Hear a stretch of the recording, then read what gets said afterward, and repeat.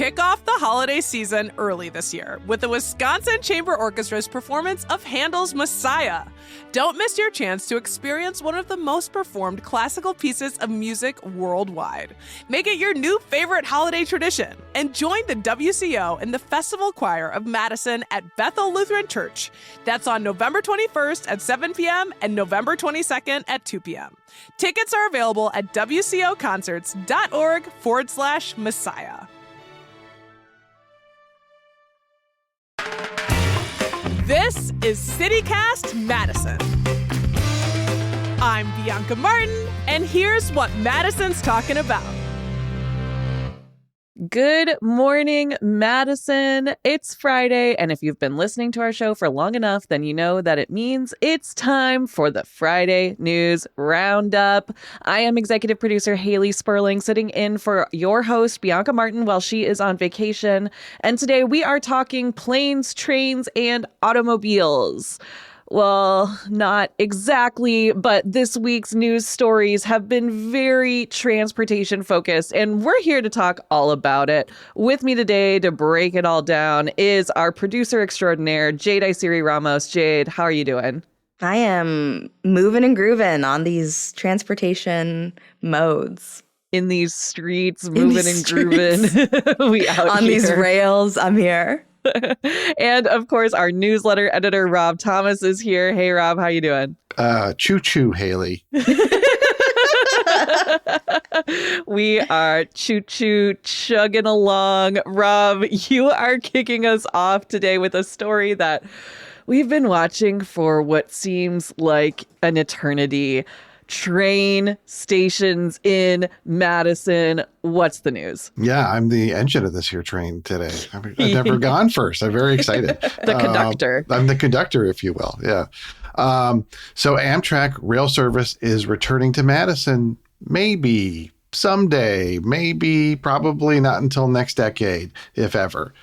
But if it ever does emerge as a possibility to have Amtrak back in Madison for the first time since the 1970s, city officials want to be ready. For the last couple of years, the city's Department of Transportation has been conducting a study to see where the best place would be to build an Amtrak station in Madison. They had a short list of 8 possible locations around town, such as where East Johnson and First Streets meet, which is close to the site of the imminent Madison Public Market. And of course, the UW-Madison campus was another site they were considering, but the winner turns out to be building the station on Wilson Street and using that existing rail line that runs between Wilson and John Nolan Drive. City planners say it would be a great location for people visiting Madison because they'd get off the train and they'd be right downtown and they could jump on the bus rapid transit to get to other places in town. Another perk of it would be the station could also be incorporated into the big Lakeway renovation project that's going to transform the Lake Monona shoreline. But they said further study is needed because one drawback is there's just not much space there. And like personally, I'm trying to think about people leaving Madison. Like, where would you park your car? There's really no room for a park and ride around there. So what do you guys think about the Wilson Street spot? Haley, you and I were talking about this week, and you seemed a little surprised that this was the winner. Yeah, I mean, for all the reasons that you laid out, right? Because the space is kind of condensed. I mean, we're seeing traffic backed up in that area now with the lane closure on John Nolan. And I have to imagine adding a bunch more people, adding an active rail line, adding all of these new factors would make that already wild intersection a lot worse. But the point that you made about the Lakeway project, that's where I was getting more on board as I was thinking about this story more this morning. I was like, I bet that there is a way that they could finagle some federal funds or even state funds to help build this Amtrak. And that could also trickle out into the Lakeway development and help speed that along, because we know that is going to also be decades in the making. I mean, I was also usually more pro when this first came out. I was more pro the Johnson and First Street location because that to me screams railroad station. Like, I don't know what it is. I mean, the train goes by. Maybe that's why I think about it, because I get stuck behind that train so often. But like, for the reasons that you said, logistically, there's more space. They could build a big parking ramp out there. There is not space for that on Wilson Street. I see the advantages of dropping people off, right in the middle of downtown. You're here, big city, welcome visitors. But for me, when I'm traveling, I find that sometimes a little bit overwhelming. I like kind of starting a little bit farther away and then working your way into it, though that's just a personal preference. Yeah, I also am partial to the location that you just mentioned, the one on First Street, because it seems like very unutilized space currently. It's just sort of like when you're at that light looking at where the train station could be, you're like, there's nothing there. You're so right. Like, there's just nothing there. It No. is, and it feels, the train vibes are strong over there. Well, I lived on First Street many years ago, and I tell you, one thing that is there is many residents who complain about train noise. I mean, it was constant. I mean, the complaints were, and it was like, you did buy a house next to a train tracks. I mean, so that would be that. I wonder if that was a consideration for why they didn't go for that with that one. That's just East Side living, baby. Like, I mean, no matter where you are in the sassy neighborhood, you can hear a train going by, and that's just how it is. I mean, for me, it's kind of like it faded into the background eventually, but I do understand that. It doesn't mean that's not there, but I don't know, kind of grow out of it. I also think sometimes I think Madison can really give all the nice stuff to the East Side. And so I do kind of see like, well, this is more central. This is more serving, Sure. Maybe not North Madison, but South Madison and West Madison more easily than the East Side location. That's right. So, of course, it's not actually up to Madison whether or not we get Amtrak. That's up to the State Department of Transportation and, of course, Amtrak itself. But signs do seem somewhat positive. Amtrak included Madison service in its plans released in 2021. In 2023, Wisconsin got a $500,000 federal planning grant to look at a Madison to Milwaukee Amtrak route. The idea that someday it could be connected up, heading out up to the Twin Cities and then down to Chicago through Janesville, which is a lot more positive than it was 15 years ago, as you guys probably remember, when then Governor Scott Walker rejected $810 million in federal funding to build a Madison to Milwaukee passenger rail line. And believe me, I think about that every time I have to drive up to Columbus to pick up my daughter when she takes the Amtrak home from college. So, hey, thanks, Scott. I can't even think about that. That is me shaking my fist of the trains are out there. Like, that's the thing that kills me. The trains are real. Like, we were so close to having them. It was crazy. So, like, with all these developments, like, give me the odds. What do you think we're actually going to get Amtrak rail service in Madison in the next decade? In the next decade, that's... Or ever. Yeah, or ever. I mean, I think it's imminent. Maybe not the next decade, next 25 years probably. But also, like, it just requires the right people to be in the right places at the right time. This Scott Walker hundreds of millions of dollars rejected was the wrong person in the seat at the right time for that federal funding to come down. I feel like if the same thing would have happened when Evers was in office, we would have immediately taken that money, So it just involves the right people being in the right places at the right time. Yeah, I agree with that. And we've got a gubernatorial election coming up within the next year. And then, within the next decade, we've got a presidential election coming up, so like within the next decade, I'm not going to hold my breath, but I am cautiously optimistic, hopeful. Jade said imminent. And I want to give a shout out to Wisconsin Public Radio. They put together a multi-episode podcast called Derailed. Oh, right. If you guys don't know the story of Scott Walker and the trains, definitely go take a listen to it. We can throw a link to our show notes. Yeah, and maybe by the time I have college-age kids, I'll be able to pick them up in Madison at the Amtrak. Oh, I'm so happy for you. Alrighty, well, this train is leaving the station and heading into more news. But before we reach our destination, our next stop is a quick break. Imagine what it would be like to not be able to afford to put a meal on your table this Thanksgiving. Too many of our neighbors don't have to imagine. That's their reality. With rising food prices and cuts to food aid programs, food insecurity is a crisis in Madison. That's why Goodman Community Center runs the annual Thanksgiving Basket Drive. They're giving 4,000 families in our community all the groceries they need to cook a delicious Thanksgiving dinner at home. Everything from gravy, veggies, stuffing, dessert, and of course, the turkey. But they need our help to collect all the food and funds needed to fill all of those 4,000 baskets. If you can afford to do so, go to goodmancenter.org/Thanksgiving and learn how you can help. You can donate food, start a food drive, or donate funds.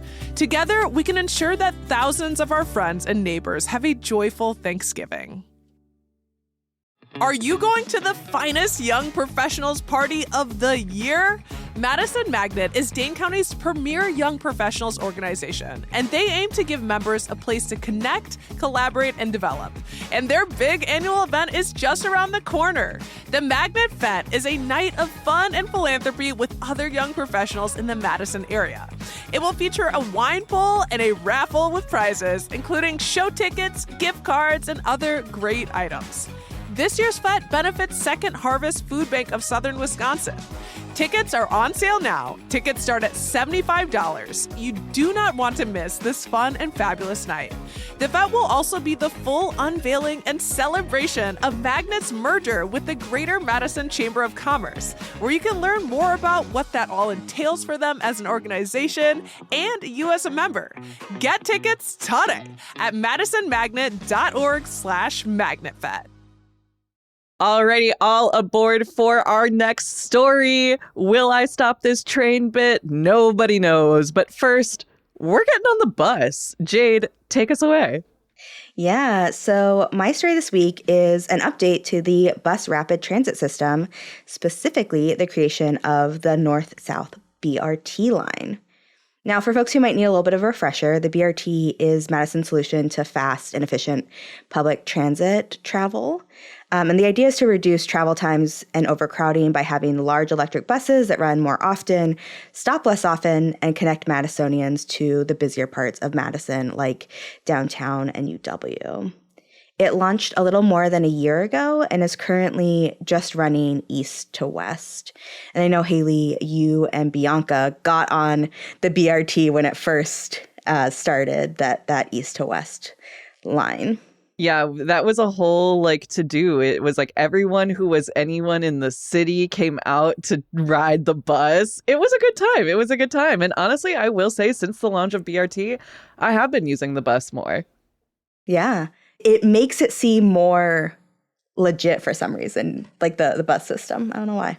I feel that. I think honestly, it's just the upgrades, right? Like the tap to pay, the new buses themselves, the new stations. Like it does feel like Madison is a city with real public transportation and people use it, which hell yeah. And I have to say, I'm very excited about a new north-south line because that brings it very close to where I am. Yeah. And Haley, you sort of just said this. We have a real public transit system. I will point out that the reason that we have a BRT is because we don't really have a place to put something like a subway or a light rail. I don't know if you guys have noticed, but we have sort of like these big lakes that make it really hard to build stuff like that downtown. I've seen them. Yeah. I will stand by the fact that I think it'd be very cool to have a subway station in the bottom of the Capitol. Like imagine. That's on my 10-year plan. Put me in office. I'll do it. So the city has been working to expand the bus system to the north and south sides of Madison. And the news this week is that they have released a new plan. This comes after they released a draft plan. They received some pushback regarding the removal of street parking earlier this year. And in fact, after that plan, the owner of the Quality Hardware on Park Street created a petition that garnered about 2,000 signatures because her business, like many businesses on Park Street, rely on people parking on the street. I'm sure you guys are familiar with Park Street. There really is very few businesses that have parking lots of their own. Yeah, that's a lot of street parking there. It's kind of like those hidden corners of maybe there's a spot or two, but there's not much out there, yeah. Yeah, and in a piece about the BRT expansion, Cap Times' William Briggs quoted Victoria Gutierrez, who told the commission at the meeting this week that they announced the new plan, that she was the bearer of bad news about reduced parking to some of the businesses whose owners primarily spoke Spanish. And she really hopes that in the forward-moving processes, there's better communication with business owners, specifically those who don't speak English as their primary language.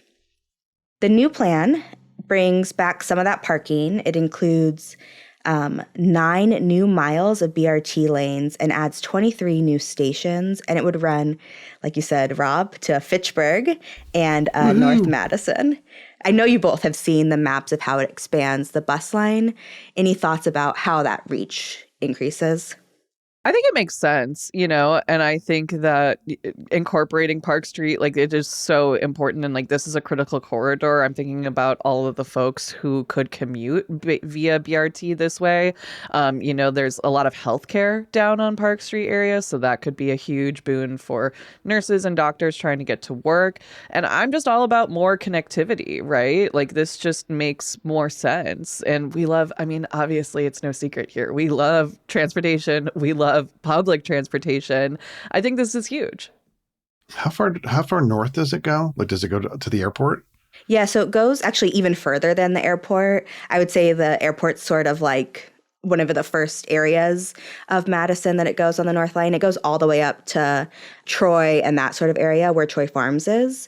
But it drives past the road that you would take to get to the airport on Packers. And so you could get off and take a different bus to the airport.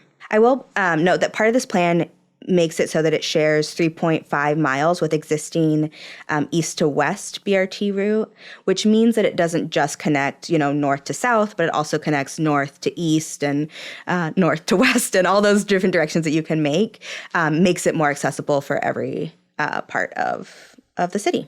All directions. We love that. I feel like the city inevitably learned so much with the east-west BRT, and I'm glad that they kind of sorted that one out first, because north-south is, I think, a little bit more prickly, and so hopefully they can take these learnings that they've gotten from implementing the east-west line and use that for the north-south line. It really does seem like it could be a great asset, and I'm hopeful too that now that people have been reaping the benefits of more buses running more regularly, folks won't have to ask, sort of the same basic questions that we were always asking when it came to the East-West BRT. Not that those questions weren't valid, but it's all right, we already have this. We kind of know what to expect, but now it's just getting those details down right off the bat.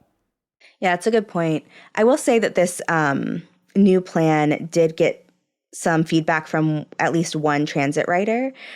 Jim Kreff told the commission that while he's excited about the new line and that it'll be going on Fish Hatchery because it's a very important part of his commute, but he is worried that these new changes will reduce ridership, safety, and utility and kind of do too much for the business owners over the bus riders. Interesting. There's a lot of needs to balance here. Yeah, and I will also note that the BRT expansion is being funded in part by federal funding. And while that money does still appear to be coming, anything can happen, especially when we're talking about federal funds and the current situation that we are in, which we have reported on in the past. The north-south expansion is going to come no matter what. If federal funds go away, it's just going to take longer for it to happen. But the city is full steam ahead. It is happening. We will have a north to south expansion eventually. Tale as old as time, full steam ahead, all aboard the bus. Well, we are going to dive into our last news story. But first, let's take a quick break.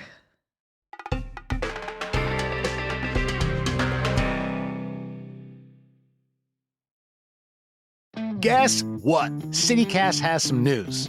I'm Sean McPherson, the host of CityCast Twin Cities. And I'm Jane Sihu, and I'm the host of CityCast Seattle. Hey, if you have a friend in one of our cities, can you text them for us?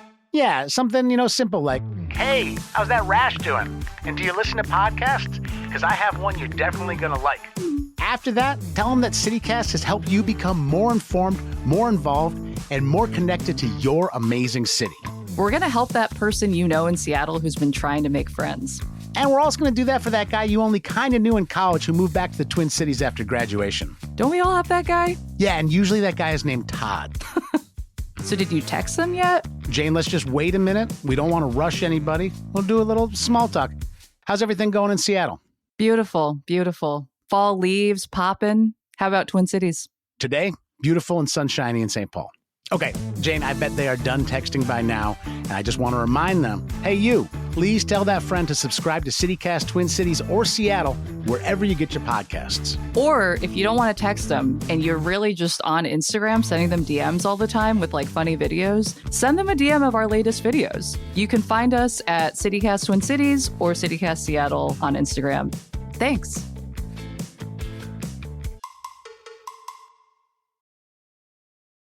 Alrighty, we are back and we are headed to the water for our last story. I am going to take it away from here. And this story has been quite literally thousands of years in the making. So let me set the scene for you guys. Do you guys remember back in 2021 when archaeologists discovered remains of a 1,200-year-old canoe that was submerged in 24 feet of water in Lake Mendota? Absolutely. I remember that. So Big cool. story.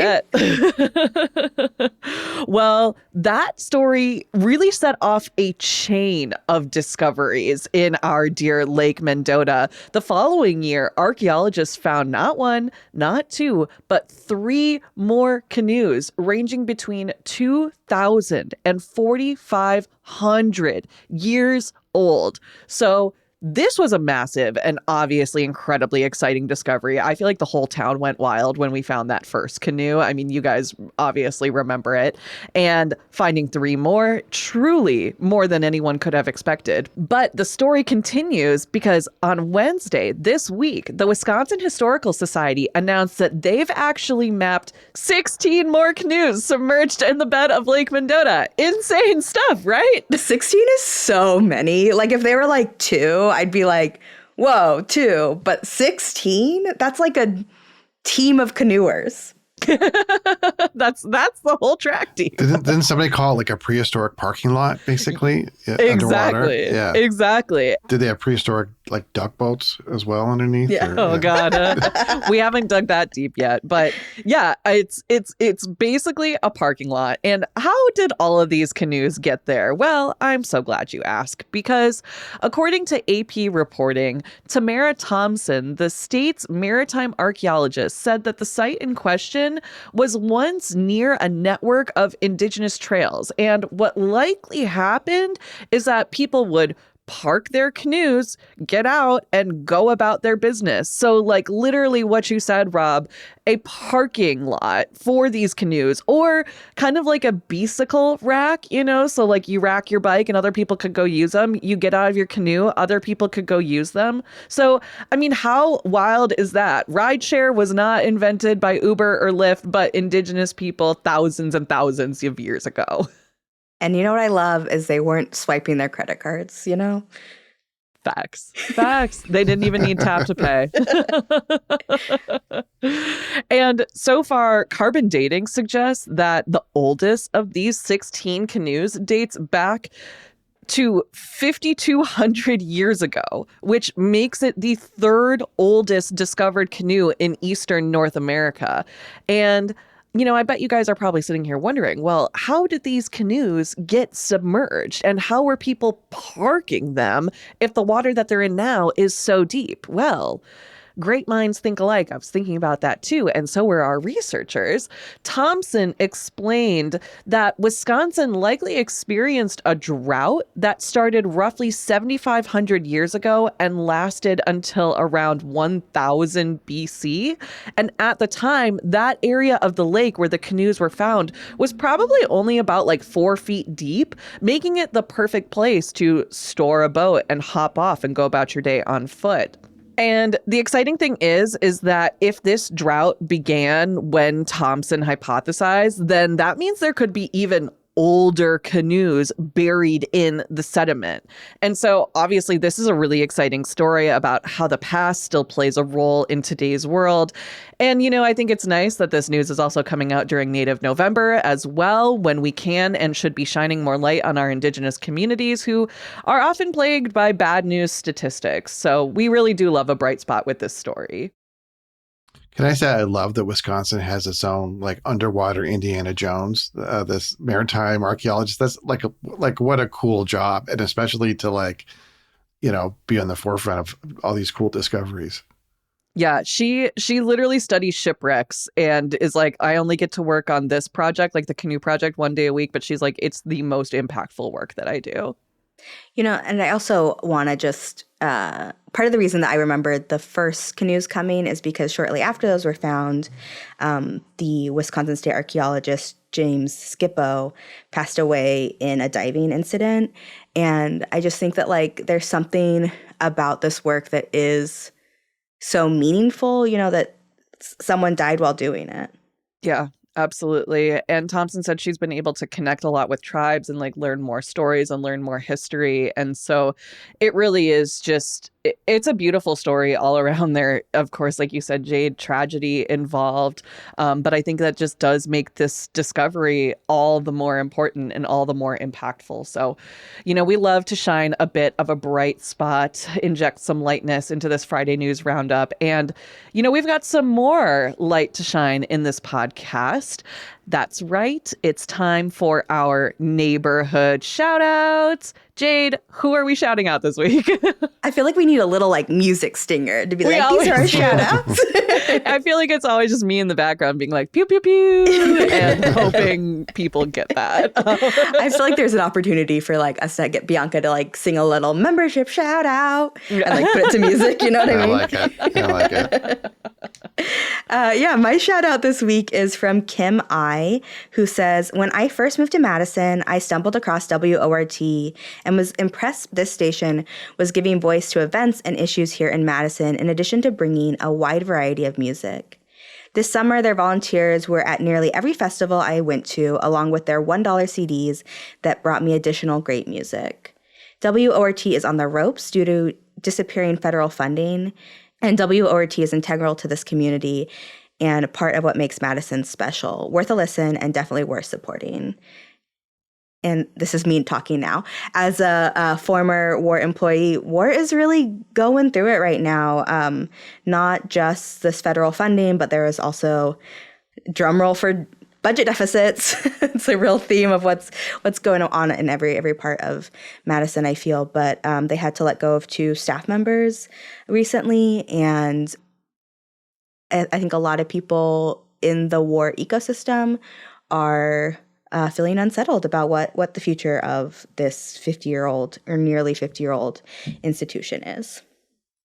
Yeah, I mean, we talk about the impacts of federal politics affecting us here locally, and it's happening right in front of our eyes here. WART lost out on a lot of money from the Corporation for Public Broadcasting, otherwise referred to as CPB, and like you said, Jade, it's resulted in layoffs. It's resulted in them having to really reorient and figure out how they are going to sustain and figure out their future. And as Kim laid out, WART does such incredible work. I mean, we are huge fans of WART here. We're constantly sharing their stories in the newsletter and here on the podcast. We love those folks. Bianca has been on WART before talking about CityCast. It really is such a special place for so many reasons.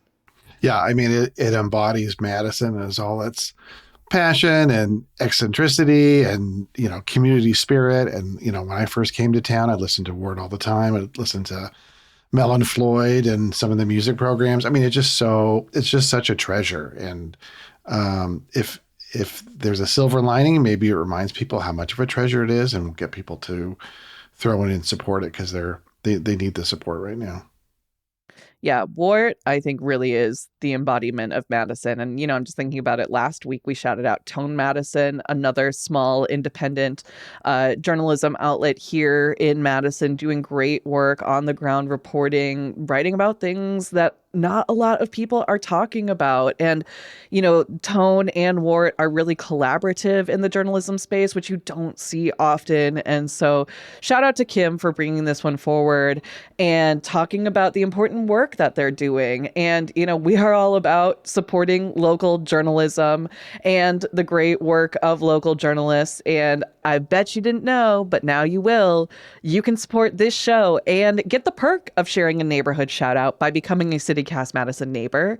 It's $10 a month or $100 a year, and it helps keep our team of local journalists right here in Madison doing the work that we do best, bringing you local stories that matter and talking about the headlines that are making waves, like Exact Sciences acquisition. But we're not even going to talk about that in this roundup. You'll have to read our newsletter for that one because we're running out of time on this here podcast. But head to membership.citycast.fm to learn more about our neighborhood program.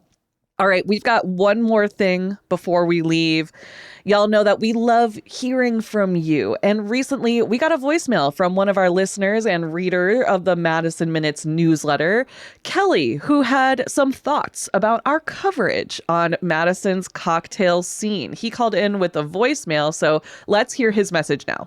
My wife and I have enjoyed exploring the cocktail scene in Madison, and I just thought I'd mention you forgot about Nitro Lounge there on West Wash, but that's okay. There's so many great places to visit. It'd be easy to overlook a few. Thanks for the show. Thanks for calling in, Kelly. Yeah, I do appreciate hearing from people. And, we see the transcripts of these messages. And at first, I read the transcript and I'm like, oh, this is a little sassy. But then I listened to it and I'm like, oh, he cares. He cares a lot. And he's just being a nice guy and calling in. I really appreciate it. And, we're always open to feedback here. And also, as Kelly pointed out, we cannot cover every single bar in Madison equally or at all. It would be a never-ending task, right? Which is why we have a show every Thursday about the changing landscape of our food and bar scene. And actually, Kelly, there's a show that we did a few Thursdays back where we interviewed Courtney McCarty, who is one of the owners of the forthcoming Speakeasy Veil and Vault. She actually is also a co-owner of Nitro. And we talked a little bit about Nitro in the last maybe 5 to 10 minutes of that interview. So there's a shout out to Nitro somewhere hidden in our shows. You just have to go back and dig for it. You got to do the digging. Yeah. In that conversation, Bianca got Courtney to reveal some of her secrets. And of course, share some love to Nitro as well. So we will be sure to throw a link to that episode in our show notes so you can find it so easily. And, hey, if you're out there listening to us and thinking, I've got something to say, I have thoughts, I have feelings. Well, that's great. Our lines are always open. You can send us an email, madison@citycast.fm, or better yet, be like Kelly and leave us a voicemail. We would love to literally hear from you because we're a podcast after all. That number is 608-318-3367. We're looking for any thoughts about changes to State Street. We're working on a special show upcoming about how State Street has changed and stayed the same. And we'd love to hear any stories that you might have. So give us a call, 608-318-3367. Love that. Thank you, Jade. We love it when you guys call in, say hello. But right now we are saying goodbye to this podcast. Thank you both for rounding up the news with me. Jade Siri Ramos. Have a beautiful weekend. You too, Haley. And Rob Thomas. It'll be a few weeks before people hear from you again because you are going on a grand adventure.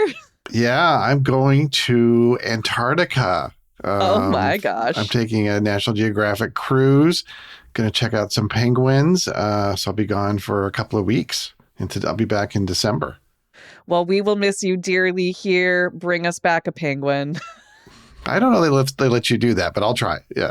Hey, can't win if you don't play, right? Yeah.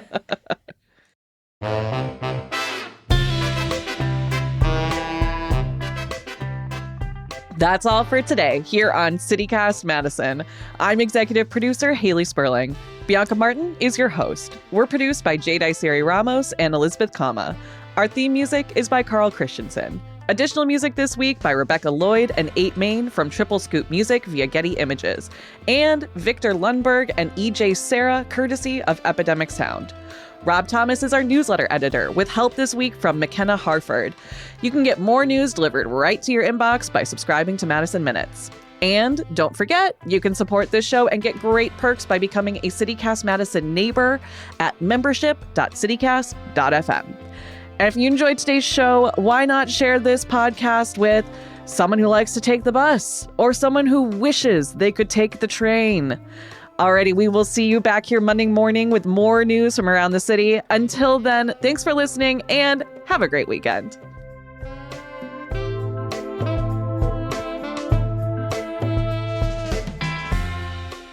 Fish hatchery. They'll be going on why can't I say fish hatchery? Because it's hard. It's weird. Fish hatchery. And I want to say Fitchburg, I think. Everybody does. Yeah. Everybody loves Fitchburg.